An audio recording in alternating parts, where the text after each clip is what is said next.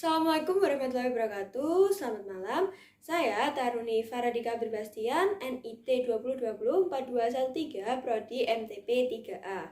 Di sini saya akan menjelaskan terkait dua hal. Yang pertama ada persiapan dinas masinis, yang kedua ada instrumen lokomotif pada kabin CC204 yang ada di ruang simulator PPI Madiun.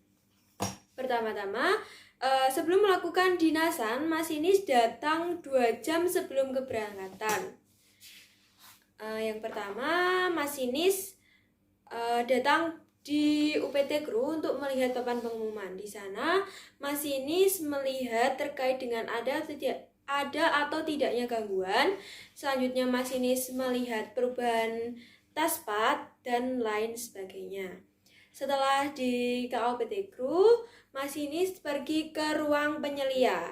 Di ruang penyelia, masinis melihat jadwal kereta yang beroperasi dan pelaksananya. Selain itu, masinis juga mengisi daftar hadir. Selanjutnya, dari ruang penyelia, masinis melakukan asesmen kesehatan yang dilakukan di ruang kesehatan. Pada asesmen kesehatan ini, masinis melakukan beberapa cek kesehatan, antara lain ada tensi, pengecekan narkoba, ada pengecekan psikologi terkait dengan seberapa banyak waktu atau jam istirahat yang telah dilakukan oleh masinis, 8 jam atau tidak, dan apakah ada kendala seperti masalah pribadi dengan keluarga yang sedang dihadapi masinis. Jika tidak lolos pada cek asesmen kesehatan ini, masinis tidak bisa melanjutkan untuk ke cek-cek selanjutnya. Dari asesmen kesehatan ini, masinis mendapatkan surat yang didapatkan dari pihak kesehatan.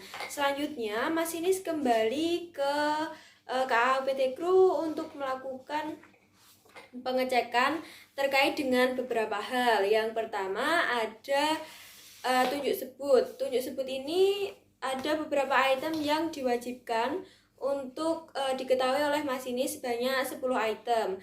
Yang kedua ada pengecekan kecakapan, yakni kecakapan yang dimiliki masinis seperti halnya lokomotif yang bisa dikendarai oleh masinis. Yang ketiga ada pengecekan inventaris seperti arloji yang digunakan masinis dan asisten masinis harus menunjukkan waktu yang sama. Selanjutnya ada peluit, yang selanjutnya ada senter. Untuk yang keempat, masinis melakukan asesmen siap dinas oleh penyelia. Dari serangkaian tes yang dilakukan pada ruangan penyelia, masinis mendapatkan surat untuk layak dinas, yang mana surat ini dibawa ke depo. Di depo ini, masinis melakukan beberapa pengecekan pada lokomotif yang akan dikendarai. Pengecekan ini meliputi yang pertama ada pengecekan bagian depan dan belakang kereta. Yang ada di bagian depan seperti bumper, kopler, selang airbrake ada kebocoran atau tidak, mengecek rantai, mengecek pengungkit kopler, lampu kabut, dan lampu semboyan. Selanjutnya ada pengecekan yang ada di samping kanan dan kiri kereta. Antara lain ada bogi, tekanan bahan bakar, terus blok rem, dan lain sebagainya. Ada pula pengecekan yang dilakukan di bagian atas kereta yang meliputi cerobong asap, terus radiator, dan lain sebagainya. Setelah melakukan pengecekan di rangka luar kereta, masinis masuk ke dalam kabin untuk melakukan beberapa pengecekan. Yang pertama ada pengecekan go-no-go item. Go-no-go item ini meliputi seruling lokomotif, lampu sorot utama, lampu kabin, ada stop block, ada logo track, ada radioloco, ada speedometer, apakah berfungsi dengan baik atau tidak, pemadam api, dan lain sebagainya. Setelah melakukan pengecekan di depo dan sudah dinyatakan semua dalam kondisi layak, selanjutnya masinis melakukan penandatanganan surat di depo. Selanjutnya masinis melakukan serah terima kepada pihak yang melakukan pengecekan di depo terkait lokomotif yang akan dikendarai oleh masinis, dan kemudian masinis dapat mengendarai lokomotif terkait.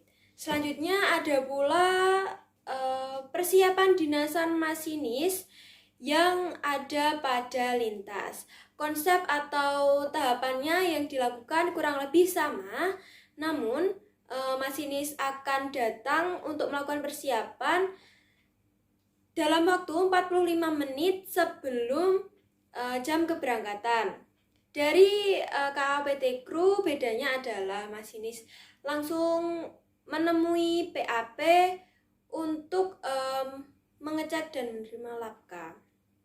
Selanjutnya masinis bisa melanjutkan pengecekan pada kabin. Nah, selanjutnya saya akan menjelaskan terkait dengan instrumen yang ada pada kabin lokomotif CC204 yang ada di ruang simulator PPI Madiun. Terlebih dahulu saya akan menjelaskan bagaimana cara menghidupkan lokomotif.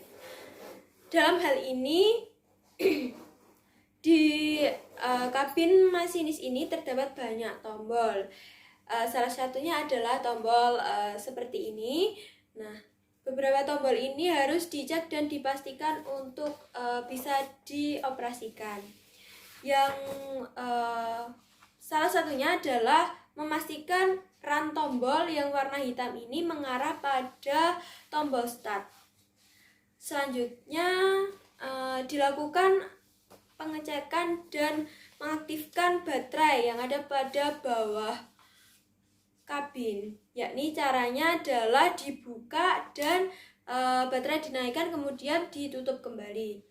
Selanjutnya untuk sebelum melakukan start, kita adalah menyalakan atau menghidupkan bahan bakar. Untuk bahan bakar sendiri ini dipastikan tekanannya sebesar 90 PSI. Selanjutnya ada oli. Oli ini dipastikan pada speedometer yang ada di bagian atas mencapai 35 PSI dan pelumas minyak mencapai 30 PSI. Selanjutnya baru dapat menekan tombol start untuk menghidupkan lokomotif. Nah, selain itu saya juga akan menjelaskan beberapa item yang ada di kabin, seperti beberapa speedometer yang ada di seperti ini. Nah, yang speedometer yang pertama ini ada speedometer untuk mengecek main reservoir atau tekanan udara yang ada pada kereta. Untuk main reservoir ini ada dua jarum, yakni jarum merah dan jarum putih. Saat kereta sudah dinyalakan atau sudah di start, ini ditunggu hingga tekanan udara yang ada pada pipa-pipa udara ini dalam keadaan baik, yakni pada jarum merah harus menunjukkan tekanan sebesar 110 sampai 125 PSI, sedangkan jarum putih harus menunjukkan 70 sampai 75 PSI. Selanjutnya ada silinder brake yang ada di sebelah meterannya main reservoir. Untuk silinder brake ini ketika dalam keadaan normal ini menunjukkan angka 0 dan saat direm akan menunjukkan 3-5 bar atau 0-70 PSI jarum merah, dan pada jarum putih ini mengalami penurunan yang semula 4-5 menjadi sekitar 2,5 bar. Selanjutnya di sebelahnya ada speedometer yang menunjukkan kecepatan kereta pada saat dioperasikan. Untuk yang paling ujung itu merupakan load meter. Load meter merupakan meteran yang menunjukkan seberapa besar energi yang dihasilkan oleh lokomotif. Dan selanjutnya saya akan menjelaskan terkait dengan dynamic braking. Dynamic braking ini merupakan pengereman dinamis yang mana di sampingnya ini ada saklar yang saklarnya aktif, maka ini arahnya adalah ke atas, dan jika saklarnya tidak aktif maka arahnya adalah ke bawah. Selanjutnya di bawah dynamic braking ini ada throttle. Throttle ini berfungsi untuk mengatur gas pada lokomotif yang dimulai dari terkecil 1 dan meningkat semakin besar. Selanjutnya di bawah throttle ini ada directional handle atau reverter, yang mana reverter ini digunakan untuk menentukan laju kereta baik maju ke depan atau mundur ke belakang. Sekian penjelasan dari saya, kurang lebihnya mohon maaf. Wassalamualaikum warahmatullahi wabarakatuh.